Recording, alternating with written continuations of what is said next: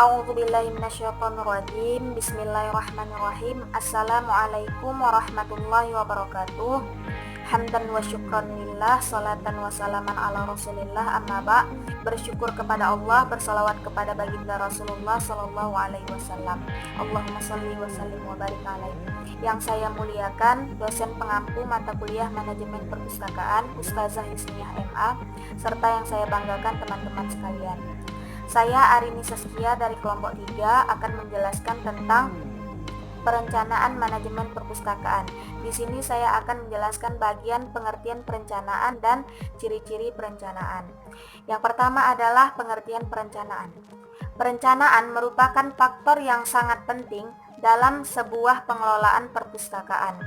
Maka dari itu mulailah dari perencanaan dalam sebelum pengelolaan perpustakaan. Perencanaan juga merupakan titik awal dari berbagai kegiatan dalam pengelolaan perpustakaan dan sangat menentukan dalam keberhasilan sebuah perpustakaan. Jika perencanaan disusun dengan baik, maka hasilnya pun akan maksimal. Sebaliknya, jika perencanaan tidak disusun dengan baik, maka hasilnya tidak akan maksimal dan bisa dikatakan gagal. Dalam hal ini, perencanaan erat kaitannya dengan manajemen. Adanya suatu rencana merupakan suatu kegiatan yang ditentukan sebelum terlaksananya sebuah kegiatan untuk mencapai tujuan yang diinginkan. Jadi, dapat disimpulkan bahwa perencanaan adalah suatu proses pemikiran dan penentuan secara matang terhadap hal-hal yang akan dilaksanakan di masa yang akan datang atau di masa depan dalam rangka untuk mencapai suatu tujuan yang kita inginkan. Pembahasan yang kedua adalah tentang ciri-ciri perencanaan. Ciri-ciri perencanaan yang pertama adalah melihat jauh ke depan. Artinya apa? Sebuah perencanaan kita harus memikirkan dan menentukan apa yang harus kita lakukan, apa yang harus kita laksanakan di masa yang akan datang atau di masa depan. Ciri yang kedua adalah adanya tujuan. Pastinya sebuah rencana yang kita buat, pastinya kita ingin mencapai tujuan yang kita inginkan. Adapun rencana yang baik memiliki 5 karakter. Yang pertama itu adalah what. What itu adalah apa yang akan kita lakukan. Yang kedua itu adalah who. Who itu adalah siapa yang akan melaksanakan kegiatan tersebut. Yang ketiga adalah where. Where itu adalah di mana. Di mana kegiatan tersebut akan dilaksanakan. Yang keempat adalah when. When itu adalah kapan. Kapan waktu kegiatan itu akan dilaksanakan. Dan yang kelima adalah how. How di sini ada 2. Yang pertama how, bagaimana prosedur kegiatan atau pelaksanaan kegiatan tersebut. Dan how yang kedua adalah how much, berapa banyak, berapa besar anggaran dana yang diperlukan. Saya Aslar Syayati dari PBA 2 semester 6 dengan NIM 0302172059. Saya dari kelompok 3 dengan judul makalah Pengertian Perencanaan dalam Manajemen Perpustakaan. Baiklah, di sini saya akan menjelaskan mengenai fungsi perencanaan dalam manajemen perpustakaan. Langsung saja, fungsi perencanaannya adalah sebagai berikut. Yang pertama, membantu tercapainya tujuan. Perencanaan sangat membantu dalam tercapainya tujuan perpustakaan jangka pendek, jangka menengah, maupun jangka panjang. Perencanaan jangka pendek itu maksimalnya selama 1 tahun, sementara perencanaan jangka menengah itu dari 3 tahun sampai juga dengan 8 tahun. Akan tetapi pada umumnya di Indonesia itu selama 5 tahun. Dan yang terakhir, perencanaan jangka panjang itu meliputi 10 tahun ke atas.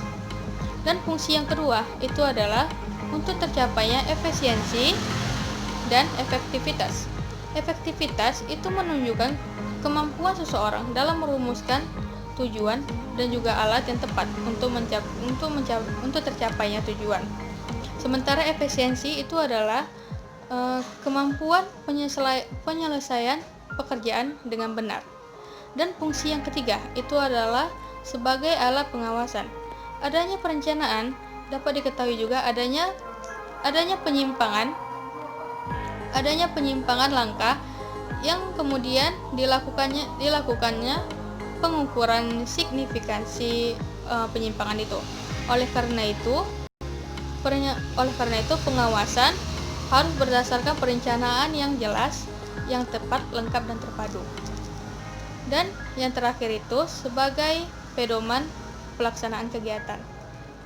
Perencanaan yang memadai akan memberikan petunjuk kepada pimpinan perpustakaan mengenai sistem organisasi, prosedur, dan juga kebijakan yang akan ditempuh. Nama saya Nurhadijah Panjaitan, NIM 0302 172052. Saya dari kelompok 3. Di sini saya akan mencoba menjelaskan mengenai manfaat perencanaan dan faktor-faktor perencanaan. Langsung saja, bahwa manfaat perencanaan itu seperti dikatakan oleh Simon Cohen terbagi menjadi 5. Yang pertama itu adalah sebagai alat efisiensi dan alat untuk mengurangi biaya. Jadi pada saat melakukan kegiatan tersebut, kita bisa menghemat waktu dan tenaga sehingga tidak ada yang terbuang percuma. Bahkan kita juga bisa mengurangi biaya yang terjadi pada saat itu, sehingga pada saat menjalankan tugas kita bisa mendapatkan hasil sesuai dengan apa yang kita harapkan. Dan yang kedua sebagai alat kegiatan pengarahan kepada pencapaian tujuan. Nah, dengan adanya perencanaan ini sesuai dengan jalan tujuan dalam menjalankan. Yang ketiga, sebagai pembentukan masa dating dengan mengusahakan supaya ketidakpastian dapat dibatasi seminimal mungkin. Dan yang keempat, sebagai penentu skala prioritas antara skala tujuan, sasaran maupun kegiatan. Jadi di sini kita bisa mengetahui kebutuhan mana yang harus kita prioritaskan terlebih dahulu dan kebutuhan mana yang harus kita tunda untuk melakukannya. Dan yang terakhir, sebagai alat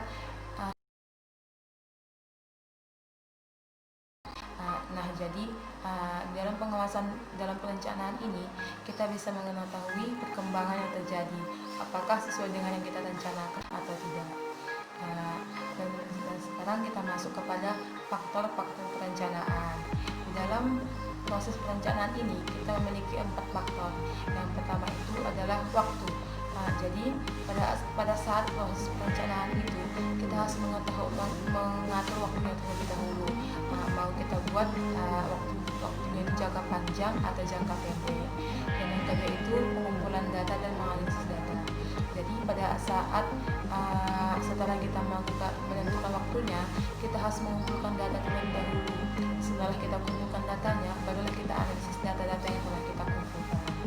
Dan yang ketiga itu adalah tingkat perencanaan. Dan yang keempat, yang terakhir, fleksibilitas atau kelenturan.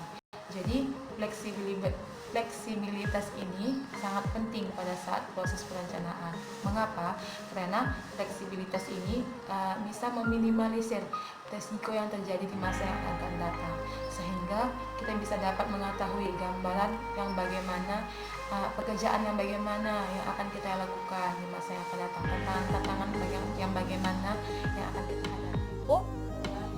Saya Sherin Pratiwi dengan NIM 0302 172051 dari kelompok 3 PBA 2 semester 6.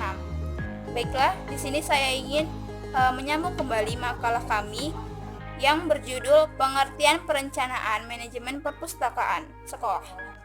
Di sini saya ingin membahas tentang tahapan perencanaan di dalam manajemen perpustakaan. Nah, menurut Handoko ada 4 perencanaan di dalam manajemen perpustakaan, yaitu yang pertama, penetapan visi, misi, dan juga tujuan. Yang mana pengertian visi di sini adalah proses untuk memperjelas kemana arah perpustakaan ini akan dibawa gitu. Nah, di dalam visi ini merupakan alur di mana perpustakaan ini untuk mencapai kejayaannya. Biasanya di dalam visi ada misi.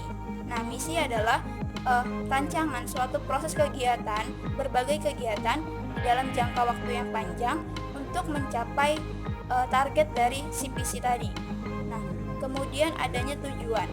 Tujuan ini merupakan sasaran dari perpustakaan agar mencapai tujuan.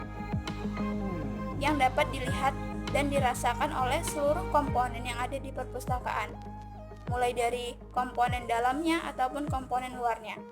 Komponen luar di sini adalah para pembaca yang masuk ke dalam perpustakaan itu. Nah, jadi di dalam perpustakaan adanya visi misi dapat menunjang perpustakaan menjadi lebih baik.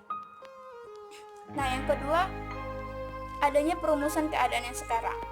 Nah, di dalam perencanaan perpustakaan ini harus ada perumusan keadaan sekarang, dilihat melalui data-data statistik yang akurat. Nah, di dalam perumusan keadaan sekarang ini, seorang pustakawan ataupun bagian pengelolaan harus mempunyai data bagaimana perkembangan di dalam perpustakaan. Nah, yang ketiga itu ada identifikasi hambatan dan juga kekuatan. Nah, pastinya di dalam perpustakaan ini memiliki kelemahan ataupun hambatan tersendiri, mulai dari misalnya komponen dalamnya ataupun komponen luarnya atau bahkan bahan pustakanya. Nah, jadi dari kekurangan ataupun hambatan ini, seorang bagian pengelolaan perpustakaan harus bisa menjadikan kelemahan menjadi kekuatan. Contohnya gini, misalnya ada kekurangan bahan pustaka. Nah, jadi dicari tahu bagian mana yang kurang dari minat para pembaca. Nah, setelah itu ia mencari bahan pustaka dan disediakan di perpustakaan itu agar ramainya para pembaca.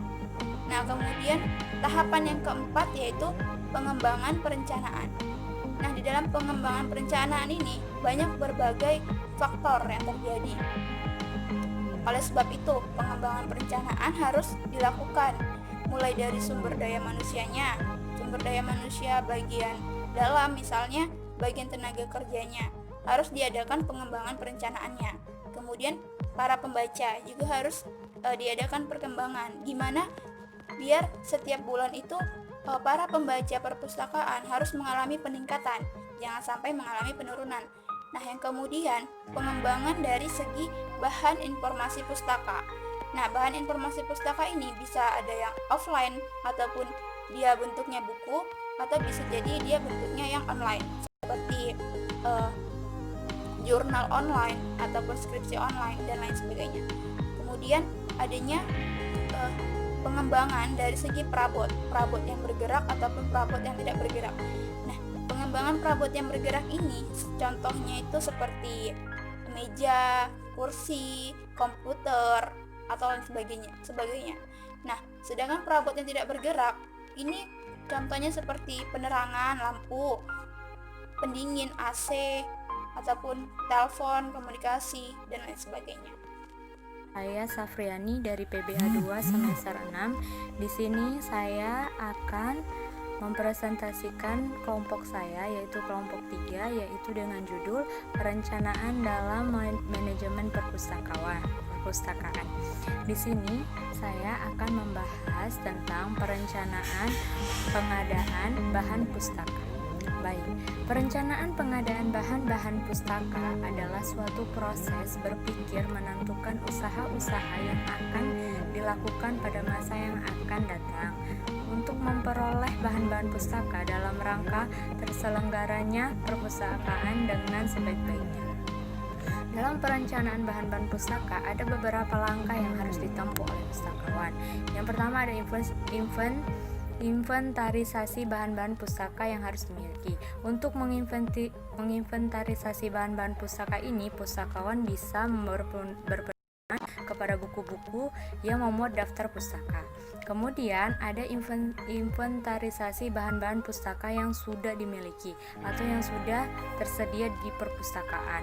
Untuk menginventarisasi bahan-bahan pustaka ini, pustakawan bisa berpedoman kepada buku induk perpustakaan. Apabila perpustakaan tersebut belum memiliki buku induk, maka pustakawan harus menginventarisasi semua bahan-bahan pustaka dan tentunya akan membutuhkan waktu yang cukup lama.